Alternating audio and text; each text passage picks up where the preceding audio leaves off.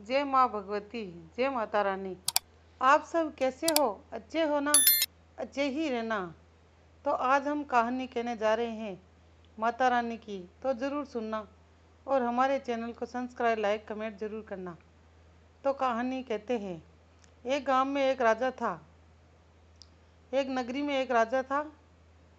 वो राजा बड़ा ही अच्छा था, धर्म पूर्ण करता था और सभी का ख्याल रखता था।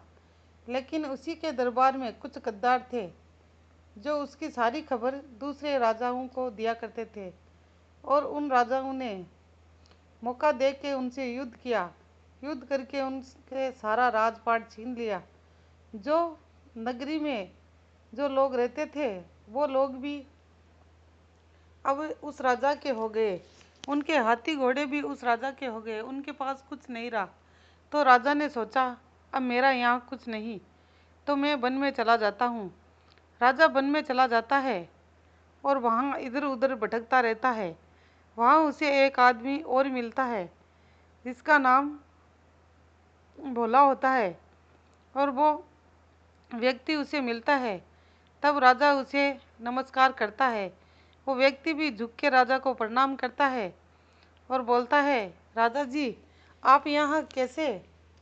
तो राजा भी पूछता है, मैं तो ऐसे ही यहाँ घूमने आया था, तुम बताओ तुम यहाँ क्या कर रहे हो? तब वो व्यक्ति राजा को देख के रो देता है। देखता है मेरी शायद कोई मदद हो जाएगी।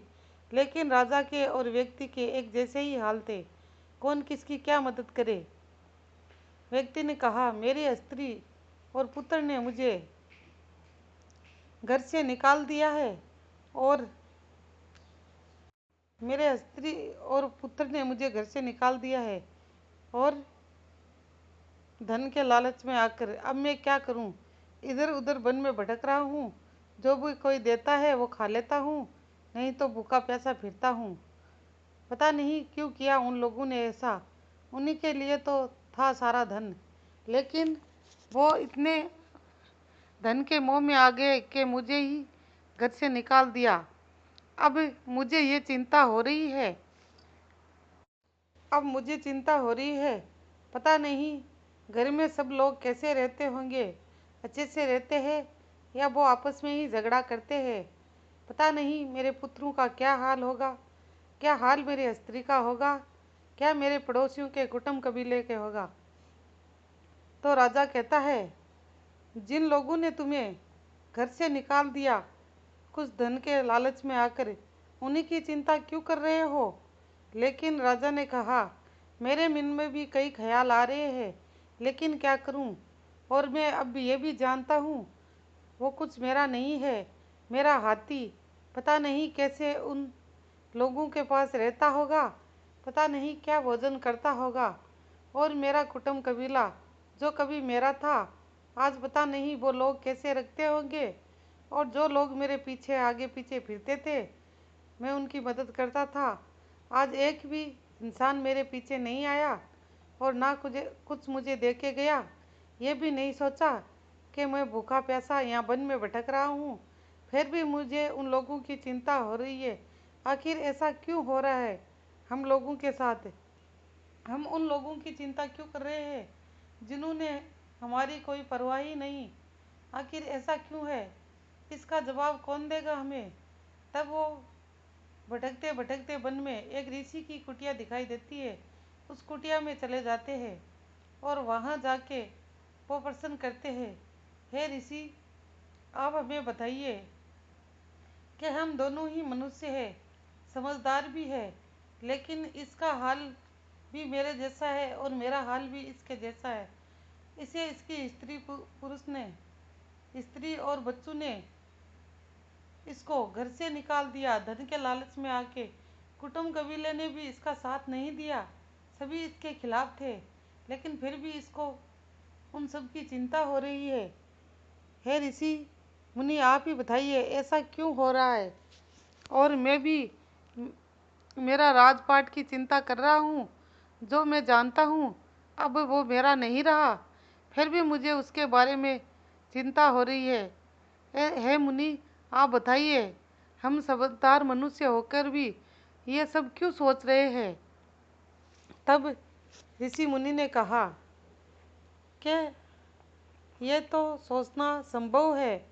एक इन पक्षियों को देखो, चिड़ी कमेड़ी जो भी है, इन सारे जानवरों को देखो।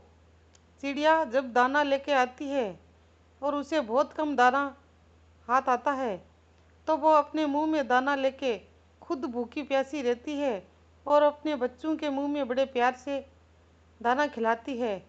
लेकिन जब वो बच्चे बड़े होते हैं तो उड़ ही जाते हैं और खुद दाना खाने लगते हैं।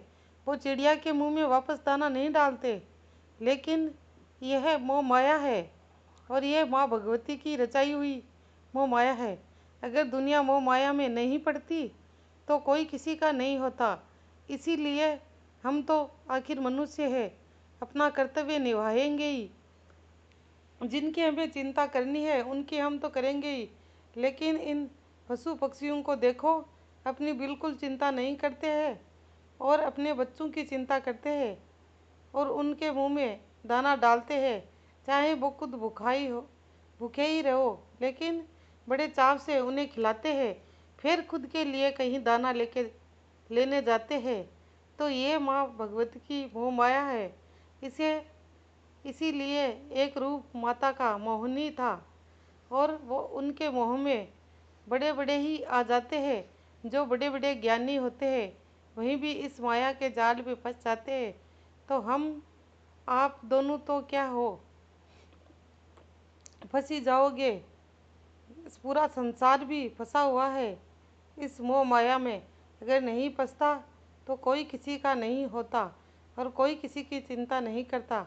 लेकिन इस मोह माया में रहना ही पड़ता है और माँ भगवती की कृपा है और उन्हीं की वो माया रचाई हुई है।